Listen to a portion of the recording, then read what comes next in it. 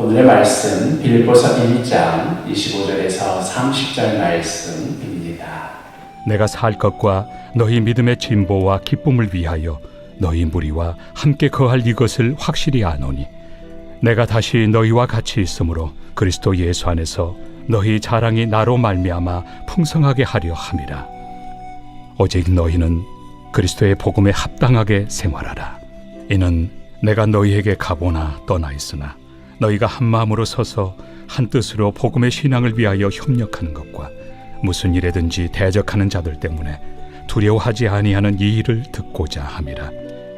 이것이 그들에게는 멸망의 증거요 너희에게는 구원의 증거니 이는 하나님께로부터 난 것이라. 그리스도를 위하여 너희에게 은혜를 주신 것은 다만 그를 믿을 뿐 아니라 또한 그를 위하여 고난도 받게 하려 하심이라.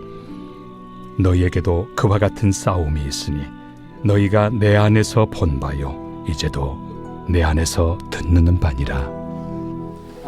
종교인이든 비종교인이든 속세를 떠나 암자나 어떤 외딴 곳 같은 데서 명상과 자기 수양에 전념하며 사는 이들을 향한 어떤 존경심 같은 게 있습니다.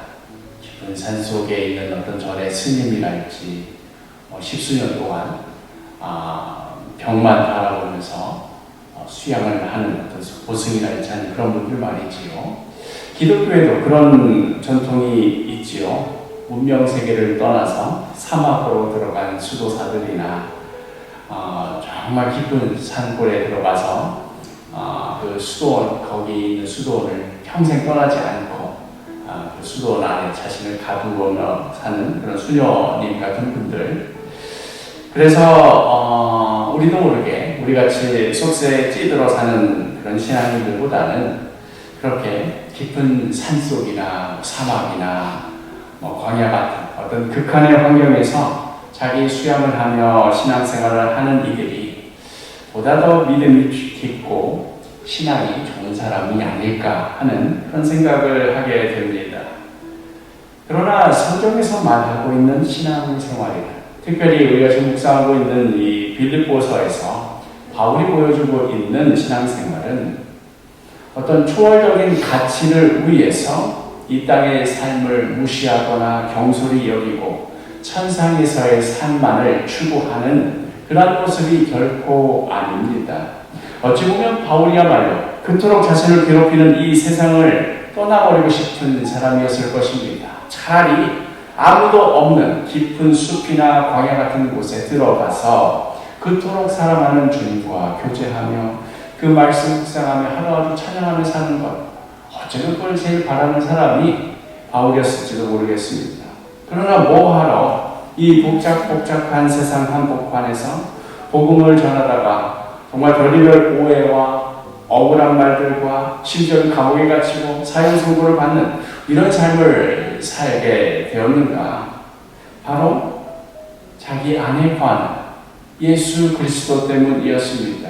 예수 그리스도께서 이 땅 가운데 오셔서 보여주신 그 모든 행적들 그 자체가 하나님의 뜻이자 하나님의 말씀이자 복음이었습니다. 그런데 그 예수 그리스도께서 이 땅 가운데 오셔서 보여주신 것이 무엇인가? 우리가 너무나도 잘 아는 말씀 요한복음 3장 16절 뭐라고 되어 있지요? 하나님이 세상을 이처럼 사랑하사 독생자를 주셨으니 이는 그를 믿는 자마다 멸망하지 않고 영생을 얻게 하려 하십니다. 하나님께서 이 세상을 너무도 사랑하셨다 하는 그 사실이었습니다. 이 세상이 아름답고 고귀하고 볼만한 것들이 있어서라기보다는 하나님을 찾지도 않고 하나님을 사랑하지도 않고 하나님 뜻에 늘 거스르며 그의 진노만 불러일으키는 이 세상 속에서 엉망진창으로 살고 있는 그러한 우리들을 그럼에도 우리들을 사랑하신다는 사실이었습니다. 그래서 그 사랑 때문에 그 아들을 이 세상 한복판으로 보내셨습니다. 사랑하는 우리들이 멸망하고 하지 않을 뿐만 아니라 심지어 영생을 얻게 하기 위하여서 그 아들을 죽게 하시려고 이 세상 가운데 보내셨다 하는 것. 이제 그 예수 그리스도를 주님으로 모시면 하나님의 자녀가 된다 하는 것, 이것이 복음입니다. 그러니 바울이 그 감옥에서 고생스러운 삶을 살면서도 계속해서 강조하는 것이 이것이겠지요. 오늘 본문의 27절에 앞부분, 오직 너희는 그리스도의 복음에 합당하게 생활하라. 그리스도의 복음에 합당하게 생활하라. 무엇이 복음에 합당한 삶이겠습니까?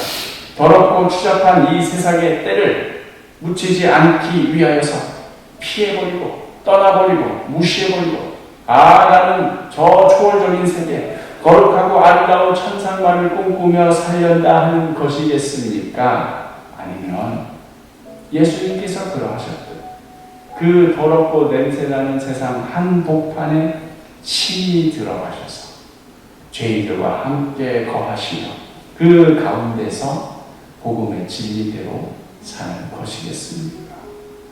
어떠한 것이 복음에 합당한 생활이겠습니까? 그런 의미에서 우리 믿는 자들의 하루하루의 일상은 매우 소중한 것입니다.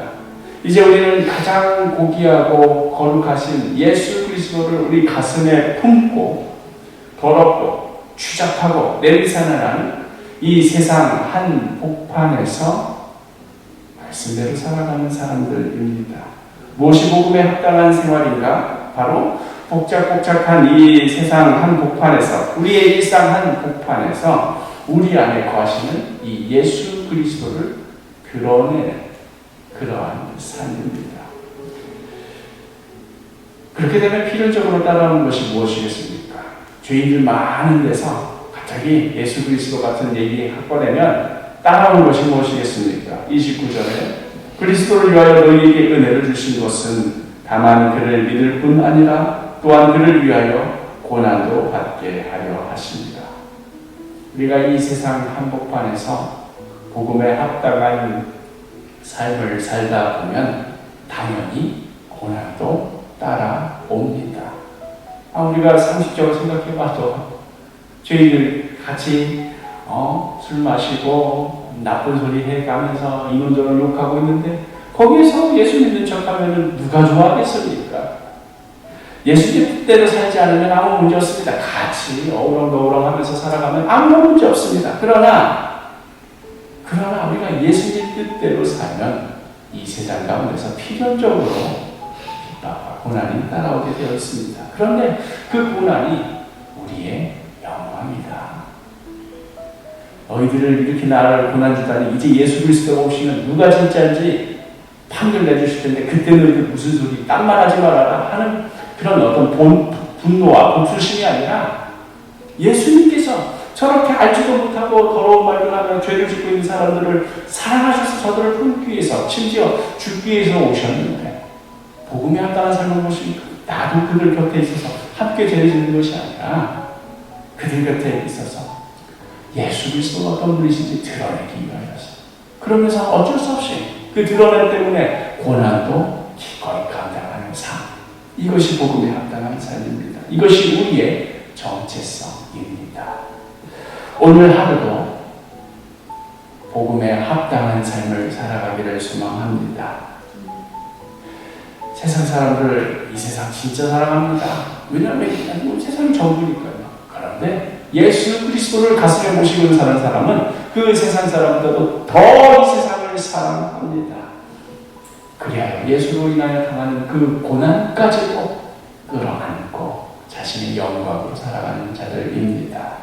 사랑하는 사도교회 식구 여러분, 오늘 하루 복음에 합당한 삶, 그리하여 그로 인하여 받는 고난까지도 나의 영광으로 여기는 복된 삶이 되기를, 그러한 하루가 되기를